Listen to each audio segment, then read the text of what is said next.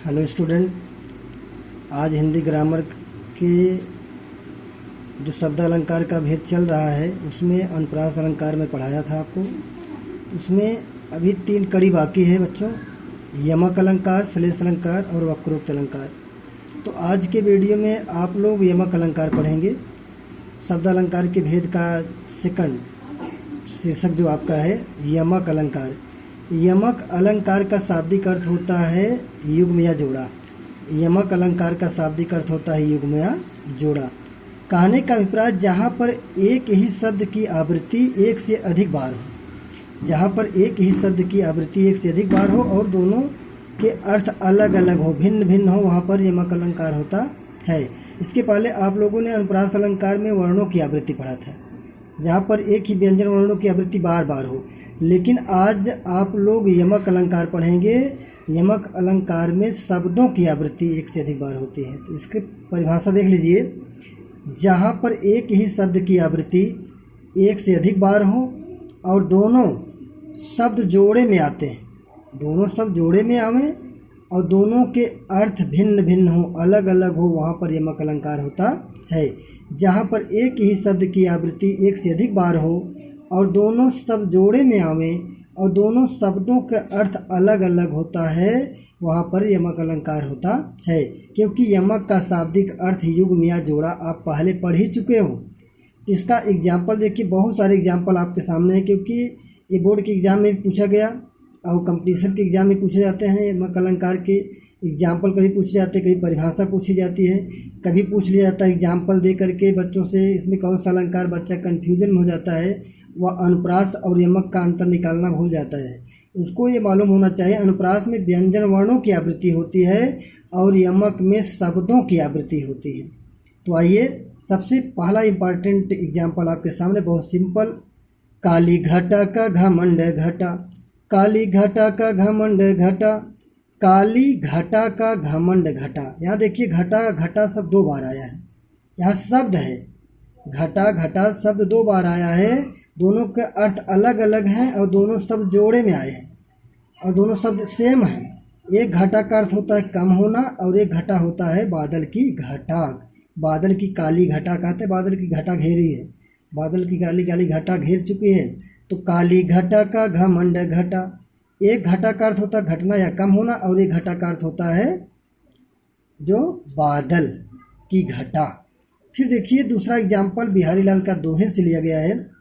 कनक कनक ते 100 गुनी, मादकता अधिकाय, वा खाए बौराय या जग पाए बौराय।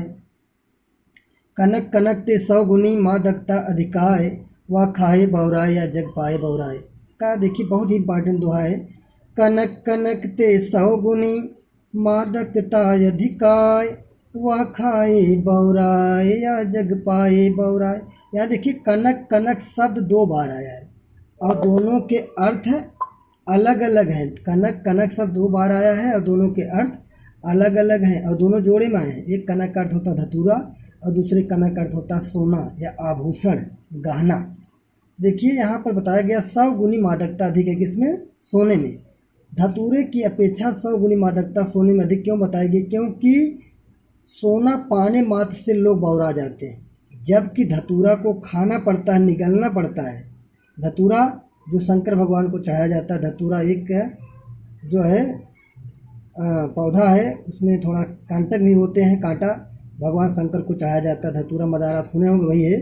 कनक कनक ते 100 गुनी, मादकता अधिकाय, वा खाए बौराय या जग पाए बौराय। तीसरा एग्जाम्पल आपके सामने है। 3 बेर खाती थी वह 3 बेर खाती हैं, 3 बेर खाती थी वह 3 बेर खाती हैं। बेर का अर्थ होता है टाइम, समय, 3 बार, और एक बेर का अर्थ होता है फल, बैर। बैर जैसे बैर, बैर एक फल है, वह 3 फल कहते हैं। वह 3 बार खाती है, वह 3 फल खाती है। वह 3 बार खा रही है लेकिन 3 फल खा रही है। यहाँ जोड़ा में शब्द आया है, बेर बेर शब्द 2 बार आए हैं। फिर देखिए कबीर का, निर्गुण शाखा के महान कवि कबीरदास का बहुत ही इम्पॉर्टेंट दोहा निर्गुण का, कि माला फेरत जुग भया, फिरा न मन का फेर, और कर का मन का डार दे, मन का फेर। एक मन का अर्थ होता है माले से, माला जो हम आप फेरते हैं, और एक मन का अर्थ होता है हृदय से। क्योंकि जब हमारा मन और हृदय चंचल रहेगा तो हमें ईश्वर का सानिध्य नहीं मिलेगा। तो कबीर ने इस पर बहुत ही व्यंग्यात्मक शैली में उपदेश दिया है। माला फेरत जुग भया, माला फेरते फेरते संसार के लोग कितने मर गए, कितने रहे, लेकिन ईश्वर की वास्तविक महिमा को जान नहीं पाए, क्योंकि अपने मन रूपी हृदय के विचार को नहीं बदले, मन उनका साफ नहीं था। इसी पर कबीर ने कहा कि माला फेरत जुग भया, फिरा न मन का फेर, और कर का मन का डारी दे, मन का फेर। यहाँ देखिए मन का 2 बार आया है, तो दोनों का अर्थ अलग अलग मैंने बताया। एक मन का अर्थ होता है माले से, और एक मन का अर्थ होता है हृदय के, मन से, चित्त से है।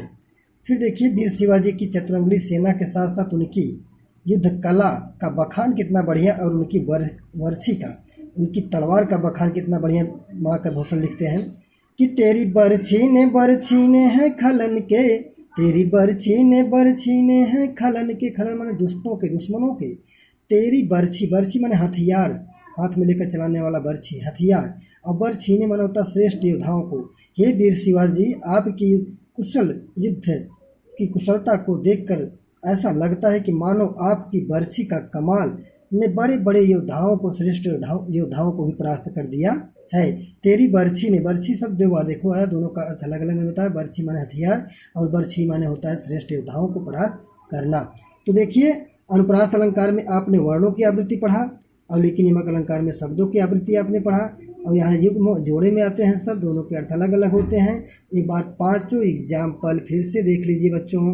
काली घटा का घमंड घटा, और कनक कनक ते 100 गुनी, मादकता अधिकाय, वह खाए बौराय, या जग पाए बौराय।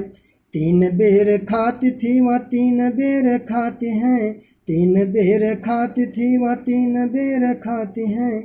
अब माला फेरत जुग भया, फिरा न मन का फेर, और कर का मन का डारी दे, मन का फेर। तेरी बरछी ने है खलन के, तेरी बरछी ने है खलन के। आज की वीडियो में बच्चों इतना ही, क्योंकि अनुप्रास यमक 2 हो गया है। आगे की वीडियो में श्लेष और वक्रोक्त पढ़ाया जाएगा। आप लोग ऐसे बने रहें और ईमानदारी से व्याकरण को पढ़ें। अलंकार बहुत ही इंपॉर्टेंट है और हर साल पूछे जाते हैं, तो अलंकार की जानकारी आपको रखना बहुत ज़रूरी है।